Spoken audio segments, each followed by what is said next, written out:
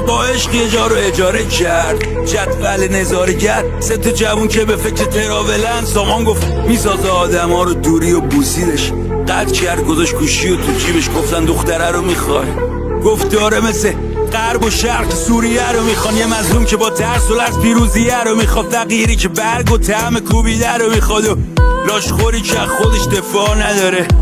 زبون توتیه رو میخواد. بیتابم ولی هنوز سرد نشدم. سبزتر از پارکمون